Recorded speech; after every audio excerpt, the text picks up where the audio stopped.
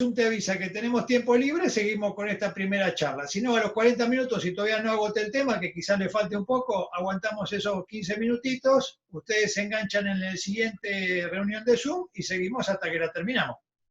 Bueno. Está bien. ¿Ok? Listo. Ya están todos muteados, salvo vos. Así que Okay. hay 15 personas en total.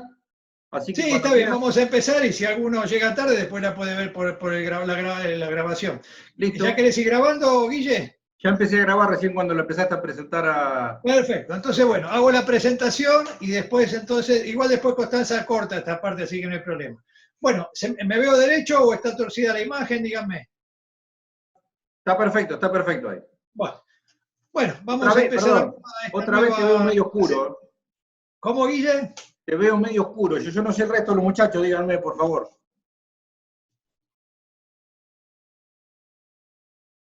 Bueno, dale, arranca, Emilio, dale. Bueno, arranco y si sale muy oscuro, después la cortamos esta parte. Bueno, hoy estamos nuevamente reunidos. Hoy vamos a probar otro sistema de conferencia, no ya con pizarrón y tiza, sino a través de la pantalla de mi computadora, donde vamos a ir viendo y yo voy a ir relatando una de mis tradicionales conferencias que di muchos años atrás, ¿no es cierto? Que la armamos allá ahora unos 20 años aproximadamente, con motivo precisamente de uno de mis primeros viajes al Perú, cuando el patronato me había convocado para dictar clases en el hermano país. Así que ahora lo que vamos a hacer hoy va a ser, recuerdan que el otro día hablamos todo de cinceles, los distintos tipos de cinceles, las formas, los estilos, cómo se forjan. Bueno, teníamos el problema que como estaba muy alejado de los cinceles de la cámara, no se veían en detalle. Entonces hoy vamos a ver una conferencia, sí, específicamente con toda la precisión que tiene la pantalla de una computadora y la vamos a ver en off. Es decir, que ustedes van a ver las imágenes y yo voy a estar detrás hablando como si fuera un locutor. Así que bueno, vamos a comenzar. Arrancamos acá entonces. Lo que estamos viendo es la continuación de la clase que dimos los otros días, las dos clases anteriores que estuvimos dando sobre tipología, formas de cinceles, ¿no es cierto? Teníamos el inconveniente que por estar filmando con un telefonito, yo por más que hiciera los gráficos en el pizarrón, no podía llegar a mostrar bien las cabecitas de los cinceles. Entonces hoy estamos recurriendo a una vieja conferencia mía que di 20 años atrás, que la preparamos especialmente, solamente, exclusivamente sobre cincelados. Es una conferencia, vamos a ver cuánto nos dura, donde vamos a hablar de los distintos tipos de cinceles. Primero la ejecución de una pieza bastante simple, un mate, y luego ya vamos a ver piezas más elaboradas donde vamos a conversar sobre los distintos tipos de cinceles. Lo que están viendo en imagen no es otra cosa que una figura de cuerpo humano, que en su momento yo hice con mi maestro Edgar Michelsen, cuando llegó un momento que ya después de varios años de estar con él, yo ya estaba trabajando para negocios, en fin, para colecciones, y Edgar, claro, ya con toda delicadeza no sabía cómo decirme que ya no me podía enseñar más nada. Entonces me dice, bueno, Emilio, vamos a hacer un gran trabajo final, ¿por qué no te haces un cuerpo humano, vos que estás estudiando Bellas Artes? Y este dibujo que ven en vista a ustedes no es otra cosa que la reproducción de uno de los tantos originales de Vesalius, el gran anatomista y dibujante del Renacimiento, de esos cuerpos que él colgaba y seccionaba para hacer las famosas disecciones y el famoso libro de anatomía humana llamado la fábrica humana, ¿no es cierto? Así que bueno, primero lo dibujé y después lo cincelé. Así que ahí lo que ven alrededor son los distintos tipos de cinceles que utilicé en ese momento para hacer este trabajito, que fue casualmente el último de mi carrera y que los que están en mi escuela lo ven continuamente porque está colgado ahí en uno de los costados del taller. Bueno, esta es una de mis cajas de cinceles, ¿se acuerda que habíamos hablado el otro día? Los distintos tipos de cinceles. Acá yo preferí para esta conferencia, como era una conferencia, digamos, como introducción, no hacer demasiado hincapié en demasiados tipos de cinceles, porque lo que más me importaba en ese momento era más que nada las cabezas de familia de los cinceles, como le llamo yo, ¿no? de cuyos troncos después van surgiendo las distintas tipologías. Pueden ver acá forma de gotas, medialunas, rectos, fondos, planos, más rectos, planos grandes, medias bolas, grandes rectos. ¿Se acuerdan que hablamos del otro día de los híbridos? Aquellos cinceles que eran mitad planos, mitad rectos. Bueno, acá tenemos algunos ejemplos clásicos. Y distintas uñas, trazadores, cortantes, en fin, los distintos tipos que hablamos los otros días, ahora lo vamos a ver en detalle. Bueno, vamos a comenzar. ¿Se acuerdan que el otro día hablamos de las principales familias de los cinceles? Una son los rectos, lo que yo tengo en la mano en este momento. Tenemos, acá pueden ver distintos tipos de cinceles rectos. ¿Se acuerdan que eran aquellos que tenían sección plana, pero el perfil redondeado, como si fuera una cúpula? Y fíjense, como hablábamos eso otro día, hay de gigantescos cinceles hasta muy pequeñitos, ¿no es cierto? Porque la característica de los cinceles es que la aplicación práctica sobre cualquier cincelado es la misma, es decir, cumple siempre la misma función. Lo que varía es el tamaño del cincel en función del trabajo que hicimos. Imagínense recién en ese cuerpo humano que mide unos 12 o 14 centímetros, no puedo usar grandes cinceles. Entonces, sí para repujar, que use grandes cinceles, pero para todo lo que sea el detalle, el texturado, la estructura física de esa figura, necesito cinceles pequeños.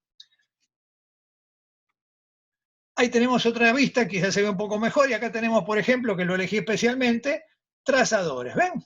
Son como los rectos, pero más chatitos, como si fuera la punta de un destornillador, solo que totalmente abovedada, para que precisamente haga un trazo sin dejar ninguna marca, sin ningún corte, como decimos en el oficio, porque recuerden que a donde la chapa se lastime, ahí queda una pequeña incisión que aunque no la veamos, con el tiempo puede comenzar a progresar transformándose en una rajadura cuando comenzamos a someter a esa chapa a un gran crecimiento a través del repujado, como vimos, por ejemplo, en ese cuerpo humano, donde se elevó mucho la chapa hasta llegar a los volúmenes requeridos. Uñas. ¿Se acuerdan que el otro día habíamos hablado? La otra tipología importante en el trazado, en el primer paso del cincelado, que es el trazado marcado, son los cinceles uñas. Acá podemos ver, en mi mano tengo 1, 2, 3, 4, 5, muy chiquititos, más grandes, medianitos, en fin. Y dentro de las uñas, por ejemplo, recuerdan que habíamos hablado de las media cañas. Acá no sé si alcanza a ver bien, ahí tenemos bien una media caña, otra, un ojito, ¿se acuerdan que habíamos hablado de los ojitos? Cinceles gordos, ¿se acuerdan cuando hablábamos que las uñas siempre tienen que ser de un paso grueso, de un paso bien ancho, para que precisamente lo que comenté recién, no deje huellas que puedan llegar a dañar, a marcar en forma definitiva esa chapa, porque siempre la chapa nosotros, en nuestro estilo al menos, la vamos moviendo y aproximando de a poco, ¿no es cierto? Bueno, estos son más pequeñitos, ¿ven? Pero acá sí podemos ver una buena selección de cinceles, ya con formas que no son muy específicas. ¿Se acuerdan que hablábamos de los híbridos, no? Entonces tenemos gotas, acanalados, tenemos cuñas, olivas, ovalados, cortantes, uñas gordas especiales, en fin, distintos tipos de cinceles que sirven para distintos tipos de trabajo. Recuerden que yo les comentaba que tengo distintas latitas para determinado trabajo. Por ejemplo, yo tengo latas que las uso solo para cincelado de cuerpo humano o animalística. Y después tengo otras latas para los mismos cincelados de cuerpo humano, pero cuando son tamaños muy grandes, que serían los mismos tipos de cinceles, pero en un volumen superlativo.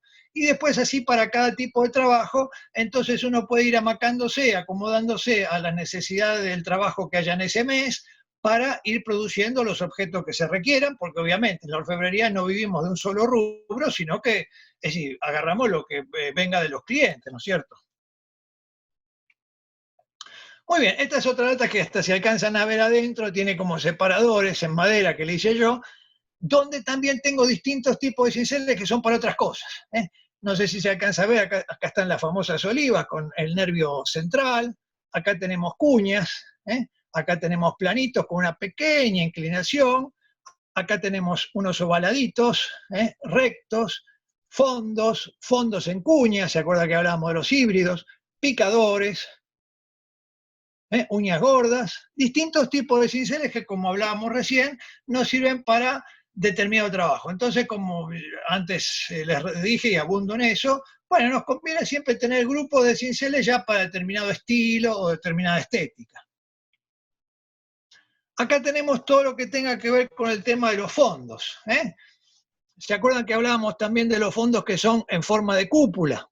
No solo los fondos planos, que son los tradicionales, ¿no es cierto?, sino en forma de cúpula, en forma abovedada, como este, o, por ejemplo, en formas acanaladas. ¿Se acuerdan que hablábamos? Para entrar en superficies cóncavas, como este.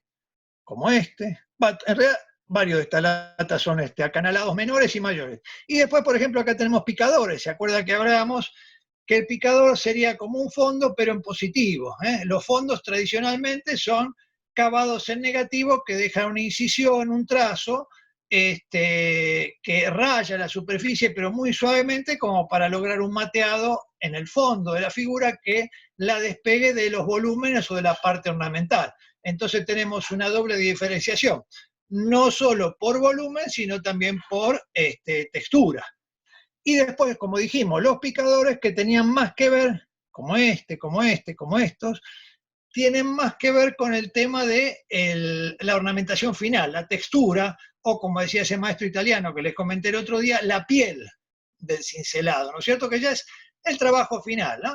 Que muchas veces uno lo puede hacer o no de acuerdo a la estética, porque hay estéticas que son más recargadas y hay estéticas que son más despojadas. Hay estéticas que buscan más el efecto de la profusión de un cincelado, una profusión de brillos, de efectos, y hay otros que buscan más que la pieza vibre, brille en cuanto al material, respetando el color de la plata y al brillo que eso genera.